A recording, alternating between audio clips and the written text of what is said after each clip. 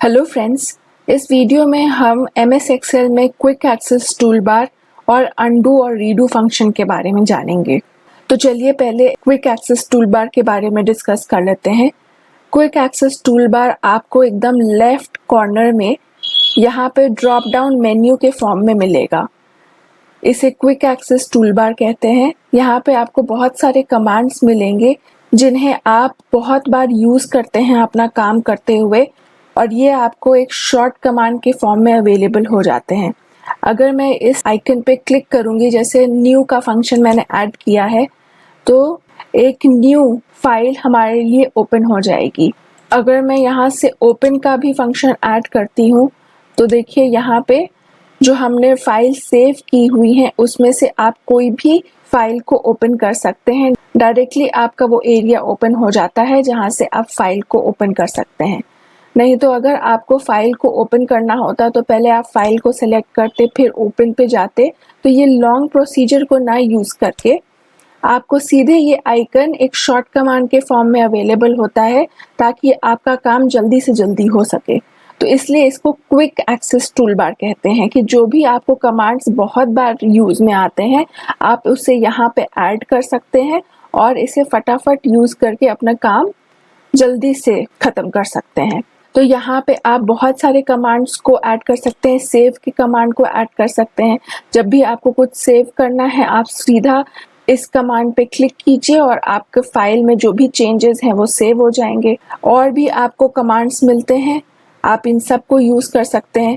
आप पूरे एक्सेल में से कोई भी कमांड है उसको आप क्विक एक्सेस टूल बार में ऐड कर सकते हैं। जैसे कि होम मेन्यू बार में अगर मुझे ये रैप टेक्स्ट का ऑप्शन है उसे क्विक एक्सेस टूल बार में ऐड करना है तो इसके ऊपर मैं राइट क्लिक करूंगी और यहाँ पे मैं देखिए पहला ऑप्शन है add to quick access toolbar, इस पे मैं क्लिक कर दूंगी तो ये देखिए रैप टेक्स्ट का जो आइकन है वो यहाँ पे ऐड हो जाएगा। तो अगर ये मैं रैप टेक्स्ट बार बार यूज़ करती हूँ तो इसके बजाय कि मैं बार बार होम मेन्यू पे जाऊँ और फिर रैप टेक्स्ट को यूज़ करूँ, मैं डायरेक्टली यहाँ से रैप टेक्स्ट का ऑप्शन को एक्सेस कर सकती हूँ क्योंकि ये मैंने क्विक एक्सेस टूल बार में ऐड कर दिया है। ये सारे ऑप्शंस को आप ऐड कर सकते हैं। उसके बाद हमारे पास ये सेकंड लास्ट ऑप्शन यहाँ पे दिख रहा है मोर कमांड्स। तो यहाँ पे देखिए जितने भी हमने ऐड किए हैं क्विक एक्सेस टूल बार में वो आपको कमांड्स दिख रहे हैं। इसमें से आप कोई एक कमांड को सेलेक्ट करके उसे रिमूव भी कर सकते हैं। जैसे अगर सेव को मैंने सेलेक्ट किया, उसे मैंने रिमूव किया।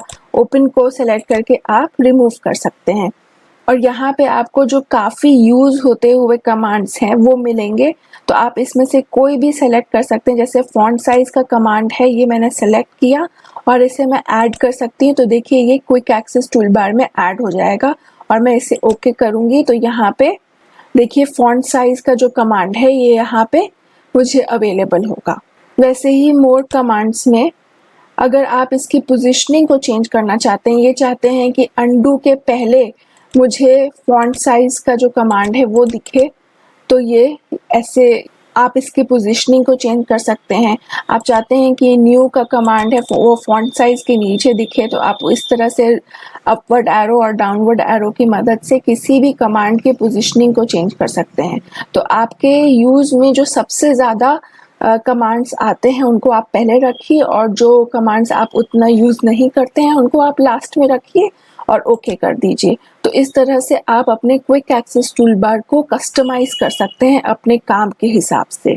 उसके बाद एक लास्ट ऑप्शन आता है कि शो बिलो द रिबन। आप क्विक एक्सेस टूल बार की पोजीशनिंग को चेंज कर सकते हैं। देखिए ये जो होम मेन्यू बार है, होम मेन्यू बार पे जैसे ही मैंने क्लिक किया और उसके बाद जो ये ऑप्शंस खुले, तो ये जो सेट ऑफ ऑप्शंस खुले हैं इसको हम रिबन कहते हैं। ओवरऑल रिबन कहा जाता है। तो अगर आप चाहते हैं कि क्विक एक्सेस टूल बार ऊपर में ना दिखे और आप इसे रिबन के नीचे चाहते हैं तो शो बिलो द रिबन कर दें। तो देखिए ये जो क्विक एक्सेस टूल बार है वो यहाँ पे शिफ्ट हो गया है, ऊपर के बजाय नीचे की तरफ दिख रहा है। अब अगर आप इसको फिर से ऊपर ले जाना चाहते हैं तो शो अबव द रिबन कर दें। तो ये क्विक एक्सेस टूल बार की पोजीशनिंग चेंज हो जाएगी। ये सब टूल्स आपकी मदद करेंगे आपकी एफिशिएंसी को बढ़ाने के लिए। अगर आप काम जल्दी जल्दी करना चाहते हैं तो आपको अपने हिसाब से इन सब चीज़ों की पोजीशनिंग चेंज करनी होगी। किसे आप पहले रखना चाहते हैं, बाद में रखना चाहते हैं, आप कौन से टूल्स ऐड करना चाहते हैं, आप कर सकते हैं। क्योंकि कोई भी अगर आप टूल लेंगे, आप उस पर राइट क्लिक करके add to quick access toolbar में डाल सकते हैं। तो आपको बार बार कोई भी मेन्यू बार पे क्लिक करके उसे फिर से फाइंड आउट करने की ज़रूरत नहीं होगी, आप डायरेक्टली यहाँ से एक्सेस कर सकते हैं। नाम से ही समझ में आ रहा है कि क्विक एक्सेस टूल बार किस लिए ज़रूरी होगा। तो ये था पूरा knowledge quick access toolbar के बारे में। अब हम अनडू और रीडू फंक्शन के बारे में जानेंगे। अनडू और रीडू फंक्शन क्या होता है? देखिए, ये दो आइकन्स हैं क्विक एक्सेस टूल बार में ही, अनडू का और ये है रीडू का आइकन। देखिए, अनडू फंक्शन का यूज़ तब आता है जब मुझे लगता है कि जैसे मैंने ये एक डेटा एंटर किया है, अगर ये डेटा मैंने गलत एंटर कर दिया है तो अब मैं इसे डिलीट करके ओरिजिनल पोजीशन पे जाना चाहती हूँ। तो आप इसको बैकस्पेस तो कर ही सकते हैं, लेकिन मैं यहाँ पे अनडू फंक्शन का मतलब आपको समझा रही हूँ। जैसे ये डेटा गलत एंटर्ड है तो मैं इसे अनडू करूँगी, जो कि ये वाला आइकन है। अनडू पे मैं जैसे ही क्लिक करूँगी तो हम ओरिजिनल पोजीशन पे पहुँच जाएंगे, जो कि ब्लैंक सेल था। तो अगर मैं इस पे क्लिक करूँगी तो देखिए यहाँ से ये डेटा मिट गया। अनडू फंक्शन का शॉर्ट कमांड है Ctrl+Z, आप उसे भी यूज़ कर सकते हैं। और इसके बाद अगर मुझे लगा कि नहीं, वो डेटा सही था और मुझे उस डेटा को रखना है, तो मैं रीडू फंक्शन का यूज़ करूँगी, जो कि इस आइकन से रिप्रेजेंट होता है। याद रखिए, रीडू फंक्शन तभी यूज़ होगा जब आपने अनडू फंक्शन को यूज़ कर लिया है, तब। आप पहले ही रीडू फंक्शन को यूज़ नहीं कर सकते हैं। जैसे ही मैं रीडू फंक्शन पे क्लिक करूँगी तो जो डेटा मैंने लिखा था वो फिर से अपीयर हो जाएगा। देखिए, मैं क्लिक करती हूँ और ये डेटा फिर से अपीयर हो गया। रीडू फंक्शन का शॉर्ट कमांड है Ctrl+Y, आप उसका शॉर्ट कमांड को भी यूज़ कर सकते हैं। तो ये था क्विक एक्सेस टूल बार और अनडू और रीडू फंक्शन के बारे में जानकारी। अगर आपको ये वीडियो अच्छी लगी हो तो वीडियो को लाइक कीजिए और चैनल को सब्सक्राइब कीजिए। आपका वीडियो देखने के लिए बहुत बहुत धन्यवाद।